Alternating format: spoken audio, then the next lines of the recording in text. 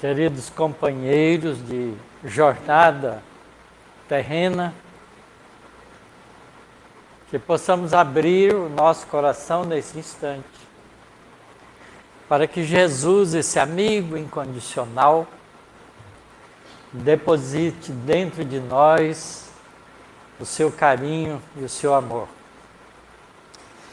Nós estamos aproveitando nas reuniões de sábado, quando somos escalados aqui, para fazer um estudo do livro Roteiro. Muitos de vocês já assistiram algumas dessas palestras, estudo que que estamos fazendo de cada uma das lições. O livro Roteiro, de Emmanuel, psicografado pelas mãos de Chico Xavier, foi publicado em 1952 na primeira edição, que é essa aqui. E essa é a edição de hoje, de moderna. Até o livro evolui. E hoje nós vamos comentar a penúltima lição desse livro. São 40, e a lição de hoje é a de número 39, que tem o título Diante da Terra. Curiosamente, Emmanuel faz 3 lições desse livro sobre o nosso planeta.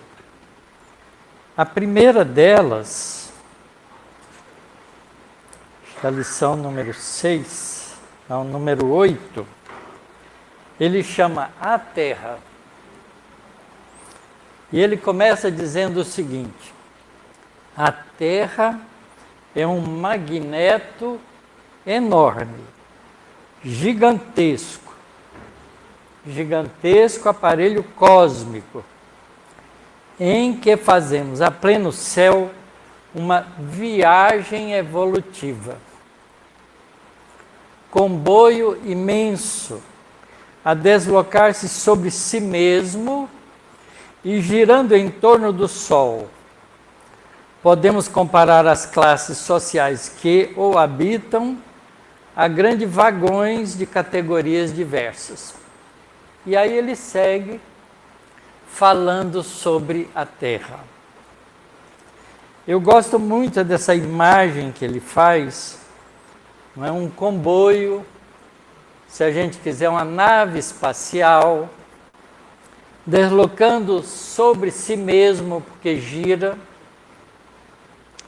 e também circula em torno do Sol, que por sua vez circula em torno do centro da nossa galáxia, chamado Via Láctea, que por sua vez viaja com outras galáxias pelo universo. A nossa galáxia viaja com uma velocidade de 600 quilômetros por segundo. Se a gente sentar numa cadeira na Terra durante 24 horas, e se a gente estiver no Equador, que é o círculo maior, a gente viaja 40 mil quilômetros em 24 horas, sentado, sem mexer as pernas. Porque a Terra gira e carrega a gente nessa viagem. Então, se a gente contar todos os aspectos de movimento que a gente está sujeito, porque estamos na Terra, a gente é um viajante pelo espaço cósmico. Mesmo preguiçosamente, sentado numa cadeira ou deitado numa cama, nada fica parado. Depois ele, na lição número 9, ele fala sobre a Terra de novo e a chama de o grande educandário. Olha como ele começa. de portas abertas, a glória do ensino, a Terra nas linhas da atividade carnal, é realmente uma universidade sublime, funcionando em vários cursos e disciplinas, com 2 bilhões de alunos aproximadamente matriculados nas várias raças e nações. 2 dias atrás, quinta-feira, nós completamos 8 bilhões de alunos matriculados na Terra. Então, entre a escritura desse livro, em que Emmanuel dá a informação da última estatística, a gente éramos todos habitantes encarnados em um número de 2 bilhões. E o número de encarnações que tivemos nesse período da última estatística até agora, da ordem de quase 100 anos, a Terra passou de 2 bilhões para 8 bilhões de pessoas encarnadas. Quando a gente não entende isso, fala assim, nossa, Deus está criando muito espírito. Não é bem assim. Mais de 20 bilhões de almas conscientes desencarnadas, sem nos reportarmos aos bilhões de inteligências sub-humanas, os animais, que são aproveitadas nos múltiplos serviços do progresso planetário, cercam o domicílio terrestre, demorando-se noutras faixas de evolução. Isto é, a Terra tem, em termos espirituais, pouco mais, na época, de 20 bilhões encarnados e 2 bilhões encarnados. Pouco mais, uns 5%. 5% de 20 dá 1 bilhão a mais. Então, 21 bilhões de espíritos desencarnados e 2 bilhões encarnados. Isto é, a população espiritual entre encarnados e desencarnados da Terra é da ordem de 23 bilhões de espíritos, que constitui nós, a família humana. Fora os animais. Apesar disso, a gente ainda não se entendeu como família. Então, isso é a Terra, uma grande universidade que viaja pelo espaço cósmico, carregando-nos a todos numa jornada evolutiva. Aí, na lição de hoje, diante da Terra, ele começa assim: diante da luta humana, o espírito que amadureceu o raciocínio e despertou o coração sente-se cada vez mais só, mais desajustado e menos compreendido, apesar de estar entre 23 bilhões de pessoas. Porque espírito também é gente. A gente pode chamá-los de pessoas. Essa história de estar com corpo de carne e osso ou não estar, não faz a diferença nenhuma na identidade da criatura.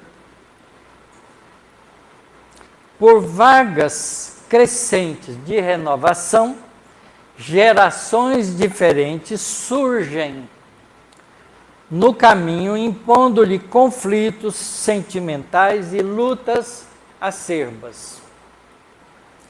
Estranha sede de harmonia invade a nossa alma. Habitualmente, A criatura identifica-se por estrangeiro na esfera da própria família. Quantos de nós parece que está na família errada? Ilhado pela corrente escura das desilusões, a se sucederem ininterruptas, confia-se ao tédio infinito, guardando enrijecido o coração. Nunca a humanidade terrena encarnada mostrou tanta situação de infelicidade como agora, de problemas psicopatológicos diversos. Obsessão é um problema comum. Depressão é a doença psicoemocional do momento.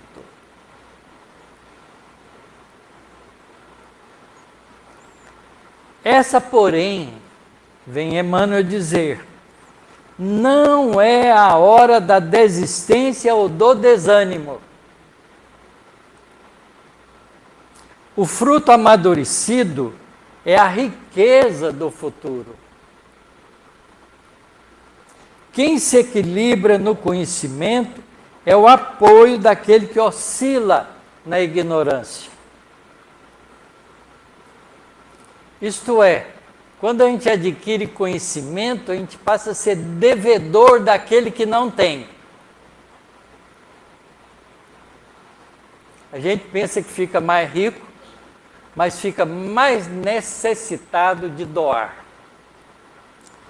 Que será da escola quando o aluno guindado à condição de mestre fugir do educandário a pretexto de não suportar a incipiência e a rudeza dos novos aprendizes?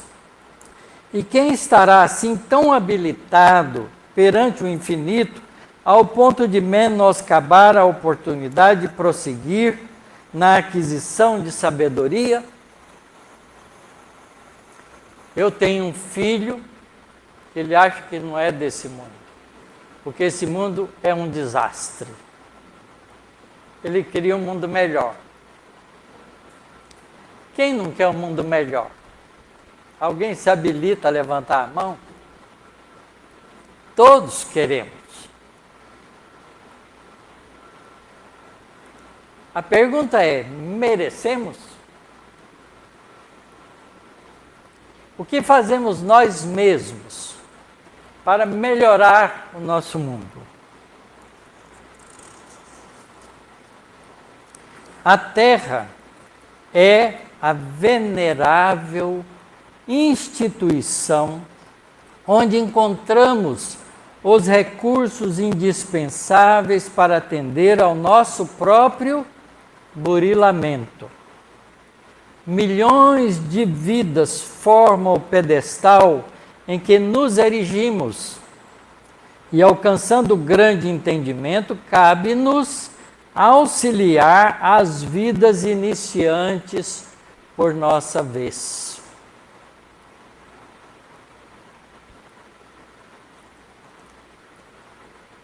Por isso, na plenitude do discernimento, reclamamos uma fé que nos reaqueça a alma e nos soerga a visão, a fim de que a madureza de espírito seja reconhecida por nós como o mais belo e o mais valioso período de nossa romagem no mundo, ensinando-nos a agir sem apego e a servir sem recompensa.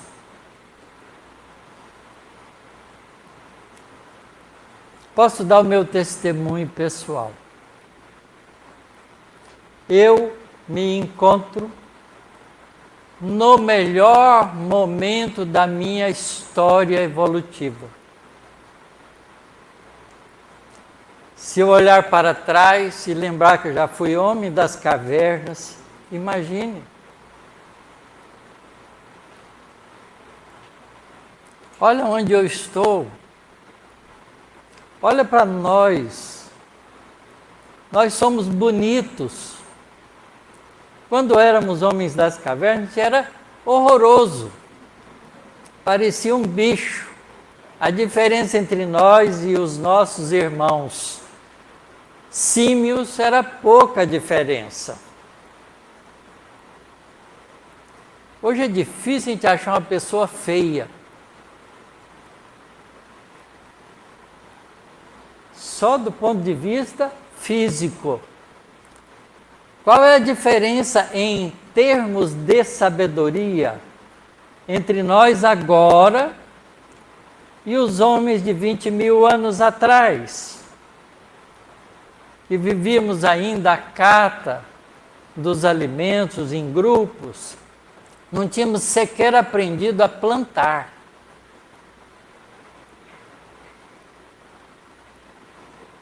Só colhíamos. Éramos caçadores-coletores. Agora a gente é engenheiro, médico, físico, mecânico, padeiro, costureiro, motorista.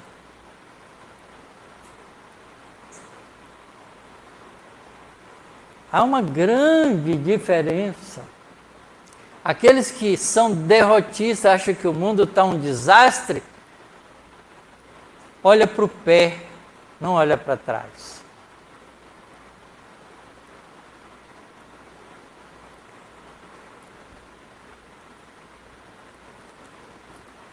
Situados no cimo da grande compreensão, não prescindimos da grande serenidade.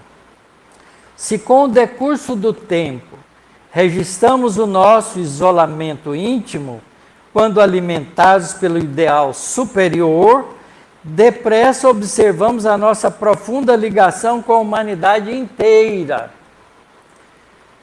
Isto é, quando a gente compreende os valores espirituais, que a gente parece ser diferente dos outros que ainda não compreenderam, que a gente quer um mundo melhor, cabe a nós compreender que para a gente ir para um mundo melhor, a gente tem que trazer todos esses que ainda não compreenderam junto com a gente. Porque o mundo melhor não é o local. É a mudança do ser humano, do ser espiritual que somos.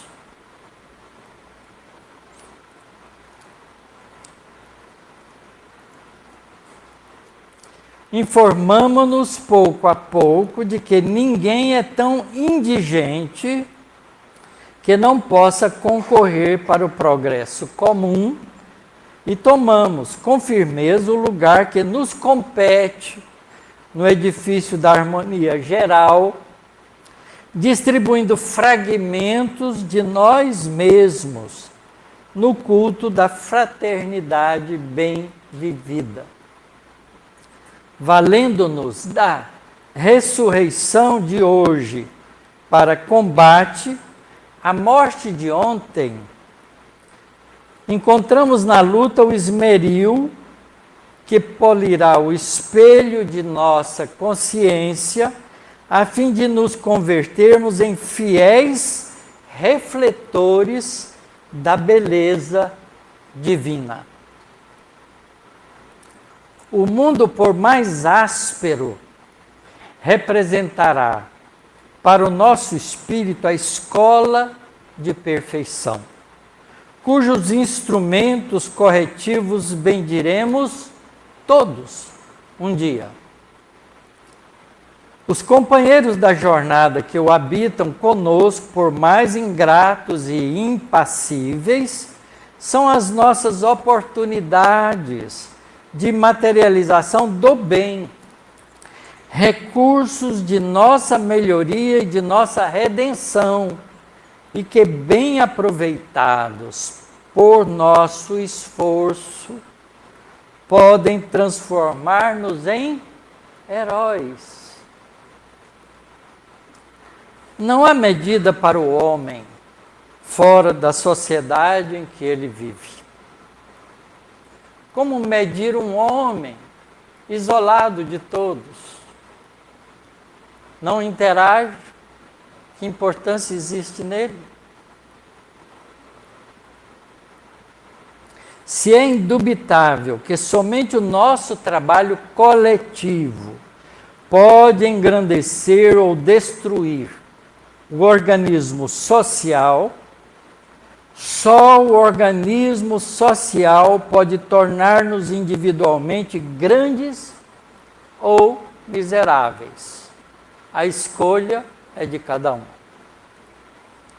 A comunidade julgar-nos-á sempre pela nossa atitude dentro dela, conduzindo-nos ao altar do reconhecimento, ao tribunal da justiça ou à sombra do esquecimento.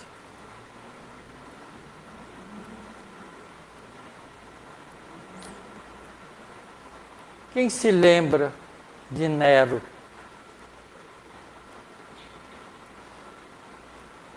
Mas todos lembramos de Jesus.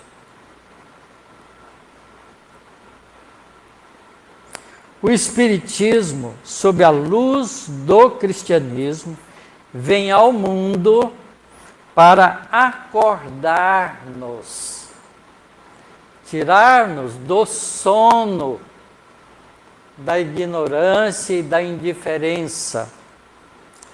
A Terra é o nosso temporário domicílio. A humanidade é a nossa família real. Todos estamos destinados por Deus à gloriosa destinação. Todos, um dia, seremos espíritos angelicais. Em razão disso, Jesus, o divino emissário do amor para todos os séculos, proclamou com a realidade irretoquível das ovelhas que meu Pai me confiou, nenhuma se perderá. Não é uma lição preciosa? E por que a gente não leu antes? Por que a gente não dá um stop para a nossa vida em alguns momentos do dia a dia para enriquecer-nos dessas informações tão fantásticas? A Terra é a nossa nave espacial evolutiva. O homem acordou, ou melhor, o princípio espiritual acordou no homem como espírito há cerca de 1 milhão de anos atrás só. Mas a vida começou na Terra há 3 bilhões de anos atrás, na forma rudimentar de expressão do princípio inteligente, através das primeiras bactérias que se organizam na superfície do planeta. A Terra é, para a nossa visão, a obra-prima realizada por Jesus. Há 4,6 bilhões de anos atrás, se reúne uma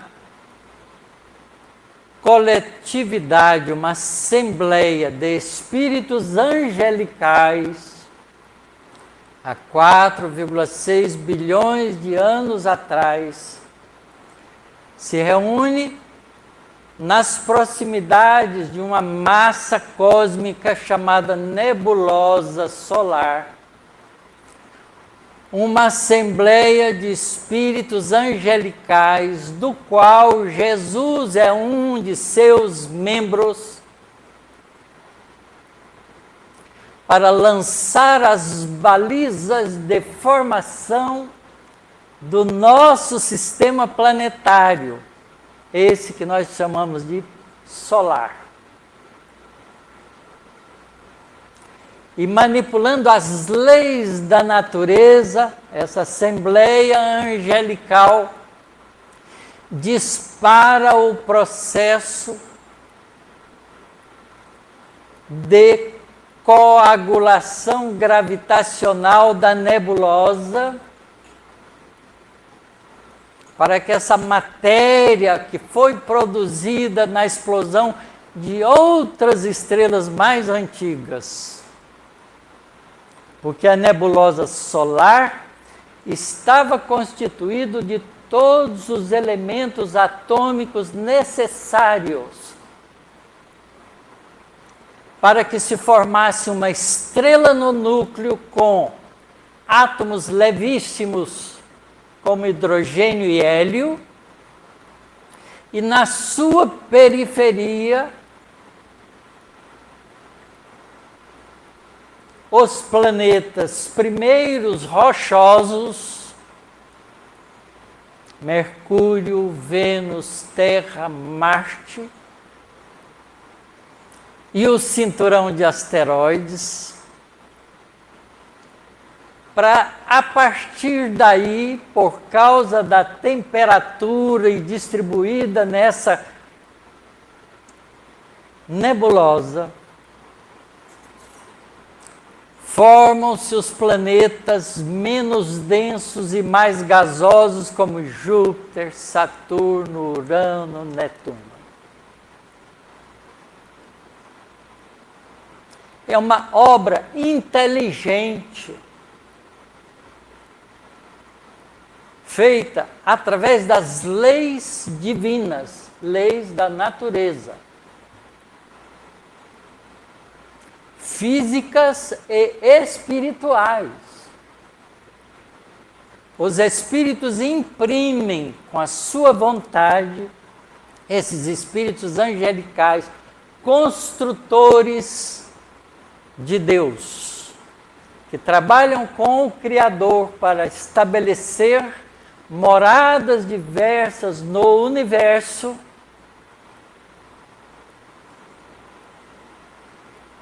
direcionam todas as suas atenções na formação do sistema planetário solar. E Jesus bondosamente escolhe o terceiro planeta para ser diretor e governador, enquanto for necessária a vida nesse globo, e nos adota como seus irmãos mais novos. A vida começa da ordem de 3 a 3,5 bilhões de anos atrás, quando a Terra esfria,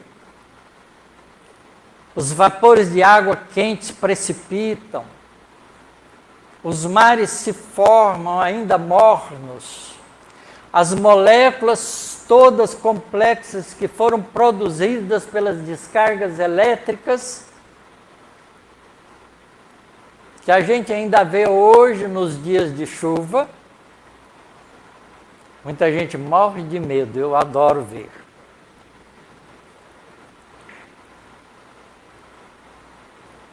Moléculas estas que depois são organizadas pelo princípio inteligente que forma os primeiros coacervados, arremedo de células, e imprime ali, utilizando os recursos da matéria, a expressão de si mesmos, que nós conhecemos como vida.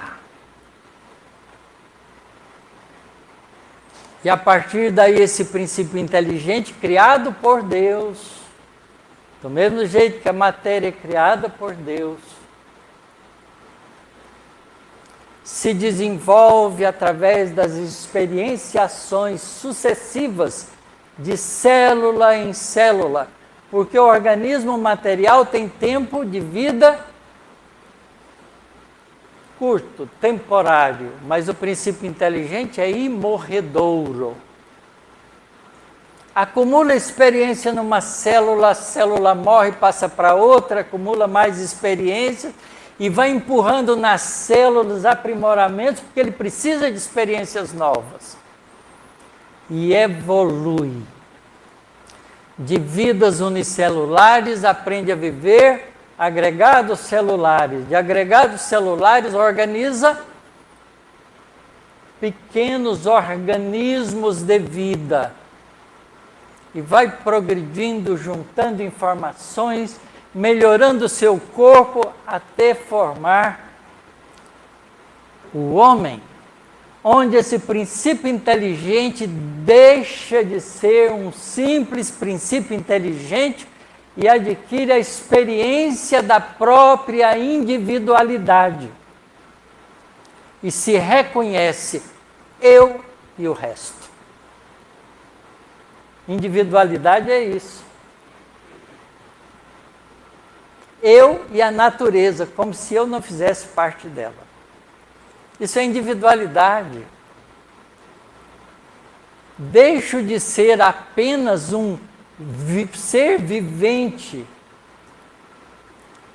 sem consciência, para descobrir agora aonde eu vivo. O que eu fiz ontem, e de memória instintiva que ele tinha, passa agora a construir outro banco de memória novo, chamado memória consciencial, onde esse ser que adquiriu a consciência da própria individualidade tem acesso e lembra, ontem eu fiz tal coisa, hoje comodamente eu vou repetir, mas amanhã eu vou fazer outra diferente, porque adquire com a consciência da individualidade a capacidade de escolha, vontade, livre arbítrio. Já não é mais um princípio inteligente, já é um espírito. Nas primeiras manifestações humanas, começa a construir o banco de memória consciencial, passando por todas as etapas evolutivas das espécies hominais, até chegarmos à nossa situação atual, que somos capazes de fazer maquininhas maravilhosas, computadores, automóveis, naves espaciais que saem da Terra e vão em outros planetas. Mas ainda briga com o irmão do lado como se fosse uma fera.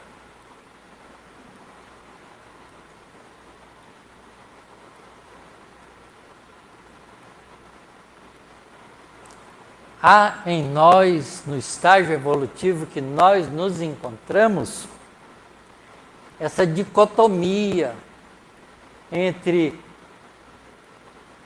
a memória instintiva e a memória consciencial. Quando não queremos fazer esforço, a memória instintiva funciona. Querem ver? Quando nós somos agredidos, a gente age como animal. A gente não age, a gente reage. Porque faz o que fazia quando era animal. Responde à agressão com outra. Mas se quiser, para um pouco durante a agressão, pensa: por que ele está fazendo isso comigo? O que será que levou a esse desequilíbrio em me agredir? Será que eu devo agir igual a ele ou compreender? Porque depois passa, ele pode ficar arrependido e vem me pedir desculpa. É melhor não deixar prosseguir. Aí ele age, não reage. Porque pensou, elaborou, construiu uma situação nova. Então a gente age se quiser. E a gente reage por comodismo. Por isso Jesus vem e nos ensina. Vigiai e orai. O que é vigiar? É estar atento consigo mesmo em relação ao que a gente pensa, sente e faz. Se estivermos atentos, no momento da provocação, atentos, a gente para pensar na qualidade do sentimento que nos invade. Usando o conhecimento que a gente já tem, elabora em cima e toma uma decisão de equilíbrio. E para fazer isso, ora e pede força a Deus. Vigiai e orai. Lições de 2000 anos que Jesus deixou para nós e a gente ainda não compreende com clareza. É a terra a nossa escola. Se a gente fica só reagindo, a gente nasce, vive, morre, renasce, repetindo sofrimentos, repetindo coisas desagradáveis, vivendo como animais que abrem mão da capacidade de pensar para mudar o comportamento, deixando a vida animal para trás e vivendo como um ser inteligente. Porque nós fomos criados à imagem e semelhança de Deus. O que é Deus? Inteligência suprema e causa primeira de todas as coisas. Olha, se nós somos imagem de Deus, a coisa fantástica que nós temos em nós é a inteligência. Porque Deus é a inteligência suprema. Deus não é uma figura, não é uma imagem material. É a inteligência suprema. A vontade que gera, que cria, que produz, é a fonte inteligente de tudo que existe. E nós somos criaturas, porque fomos criados por Ele. Mas fomos criados com inteligência a ser desenvolvida. E a Terra é a nossa escola, para a gente aprender tudo isso. É a universidade espiritual que nos abriga. Até quando vamos continuar sendo maus alunos? Por que não trabalhar em nós para, pelo menos, ao invés de simples alunos, sermos monitores, auxiliares dos professores?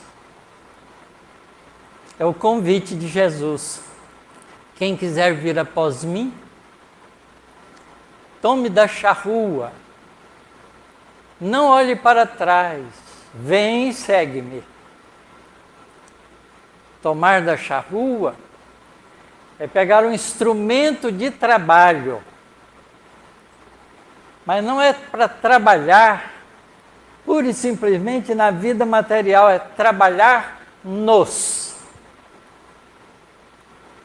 Não olhe para trás, não fique em dúvida.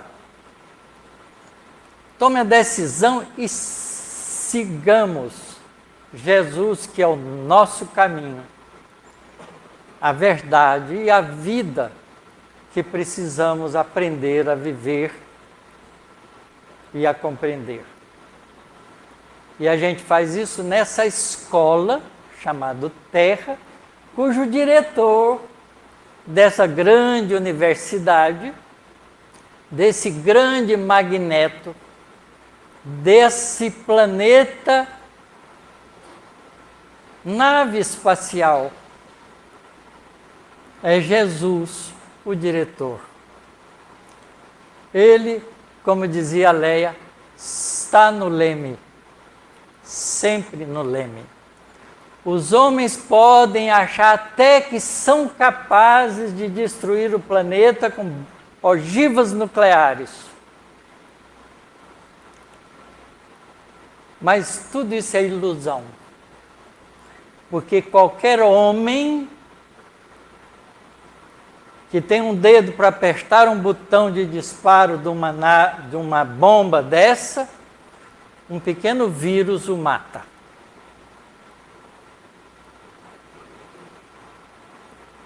Não é assim? Por que ter medo se nós estamos cuidados por Jesus? Por que brigarmos por partidarismos idiotas, transitórios que não duram sequer 4 anos? Fazemos inimizade entre nós se nós temos uma coisa muito mais grandiosa na frente. Que insensatez! Como somos ainda infantis.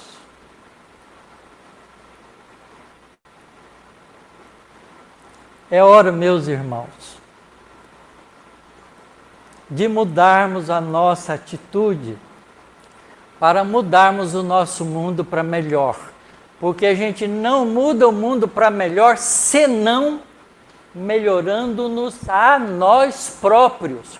Porque ninguém, nenhum de nós é capaz de melhorar o outro. Porque se pudesse, Jesus já tinha nos tornado santos. E estamos aqui ainda parecendo bichos. Não é verdade? Não é esse o resultado de observação que a gente faz, se a gente presta atenção?